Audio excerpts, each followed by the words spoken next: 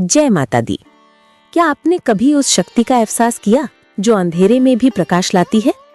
वो शक्ति जिसने राक्षसों का नाश किया और देवताओं को अभयदान दिया। नवरात्रि का पावन पर्व माँ दुर्गा की आराधना का वो समय जब हर भक्त उनके चरणों में सिर झुकाता है।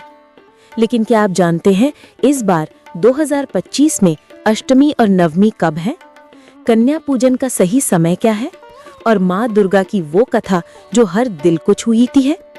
आइए आज के इस चंद मिनट के भक्ति भरे सफर में हम आपको ले चलते हैं अष्टमी नवमी की तारीख, कन्या पूजन की विधि और माँ की उस महाकथा तक जिसने तीनों लोगों को तारा। तो माँ के चरणों में बैठिए और इस कहानी को सुनिए। जय माता दी। नमस्ते विवेक से परिवार। भक्तजनों, शारदीय नवरात्रि माँ दुर्गा की कृपा का वो पवित्र समय जब हर घर, हर मंदिर और हर दिल में सिर्फ एक ही नाम गूंजता है, माँ दुर्गा। 9 दिन, 9 रूप और माँ की अनंत शक्ति की आराधना। इस बार नवरात्रि 2 अक्टूबर को विजयादशमी के साथ समाप्त होगी, लेकिन उससे पहले अष्टमी और नवमी का विशेष महत्व है। ये वो तिथियां हैं जब माँ महागौरी और माँ सिद्धिदात्री की पूजा होती है। कन्या पूजन का विधान होता है और माँ की कृपा हर भक्त के जीवन में सुख समृद्धि लाती है। आज हम आपको बताएंगे 2025 में अष्टमी और नवमी की सही तारीख, कन्या पूजन का शुभ मुहूर्त और वो पौराणिक कथा जिसने माँ दुर्गा को महिषासुर मर्दिनी बनाया। तो माँ के चरणों में बैठिए और इस कहानी को सुनिए। अष्टमी नवमी 2025 तारीख और महत्व। भक्तजनों, नवरात्रि में अष्टमी और नवमी का विशेष महत्व है। ये वो दिन है जब माँ की शक्ति और करुणा अपने चरम पर होती हैं। शास्त्र कहते हैं अष्टमी के दिन माँ महागौरी की पूजा होती है जो शांति और पवित्रता की प्रतीक है, और नवमी के दिन माँ सिद्धिदात्री की आराधना होती है जो भक्तों को हर सिद्धि प्रदान करती है। लेकिन इस बार 2025 में ये पवित्र तिथियां कब हैं? आइए जानते हैं। अष्टमी तिथि 2025। पंचांग के अनुसार अष्टमी तिथि 29 सितंबर को शाम 4:31 पर शुरू होगी और इसका समापन होगा 30 सितंबर को शाम 6:06 पर। उदया तिथि के आधार पर दुर्गा अष्टमी 30 सितंबर 2025 को मनाई जाएगी। इस दिन माँ महागौरी का पूजन करें और उनकी कृपा से अपने जीवन को शांति और पवित्रता से भरें। नवमी तिथि 2025। नवमी तिथि का आरंभ होगा 30 सितंबर को शाम 6:06 से और ये रहेगी 1 अक्टूबर को शाम 7:02 तक। इसलिए नवमी का पर्व 1 अक्टूबर 2025 को मनाया जाएगा। इस दिन माँ सिद्धिदात्री की पूजा से भक्तों को सुख, समृद्धि और सिद्धियों का आशीर्वाद मिलता है। इन दोनों तिथियों पर माँ की विशेष पूजा और कन्या पूजन का विधान है। लेकिन कन्या पूजन का सही समय क्या है? आइए अब इसके बारे में विस्तार से जानते हैं। कन्या पूजन, शुभ मुहूर्त और विधि।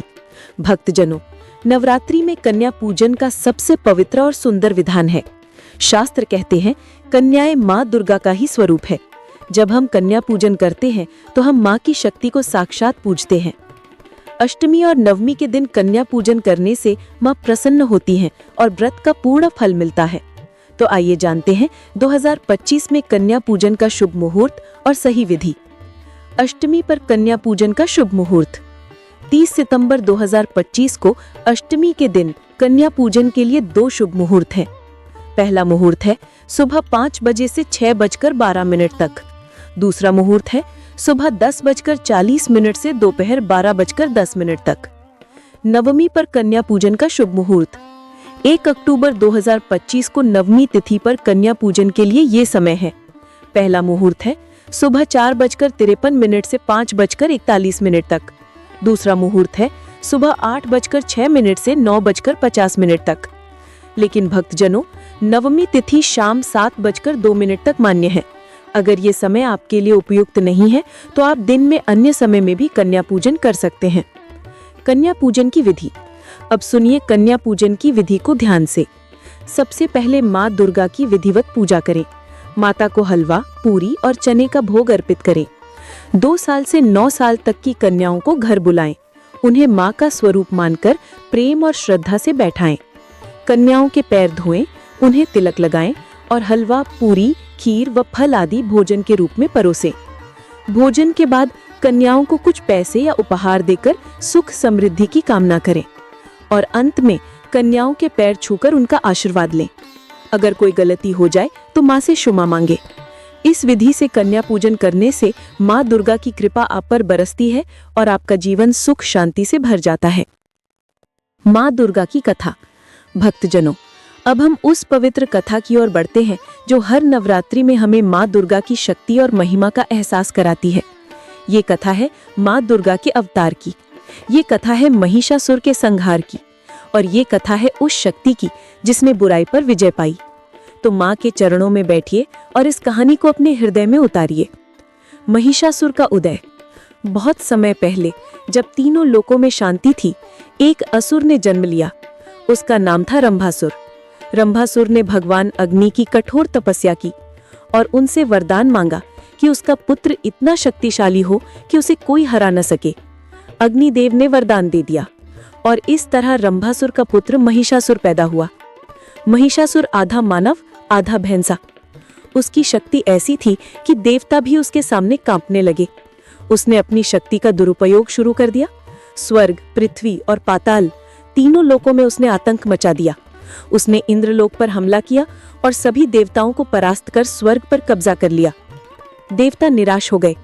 उनके पास कोई रास्ता नहीं था। तब वे गए त्रिदेवों के पास, ब्रह्मा, विष्णु और महेश।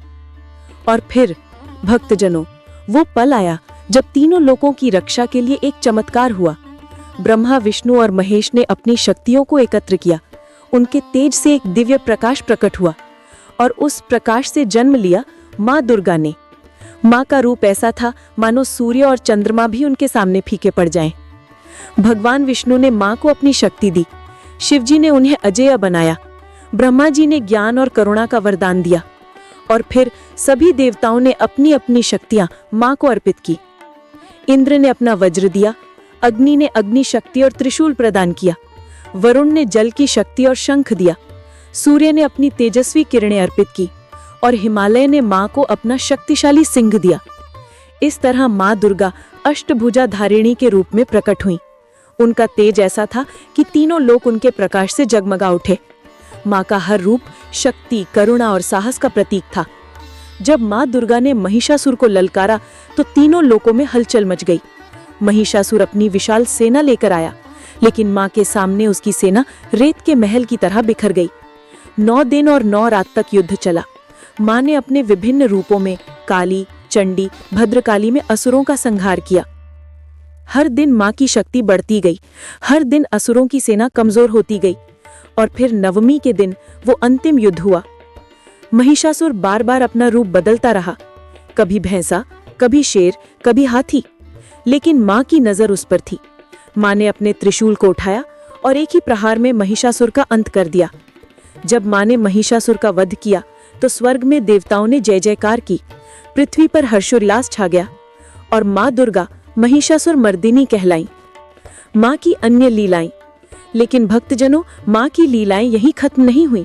माँ ने शुंभ और निशुंभ जैसे राक्षसों का भी संहार किया। और फिर थी रक्तबीज की कहानी। रक्तबीज को वरदान था कि उसके हर बूंद खून से एक नया राक्षस पैदा होगा, लेकिन माँ ने अपने काली रूप में उसका सामना किया। माँ ने रक्तबीज का सारा खून पी लिया और उसका अंत कर दिया।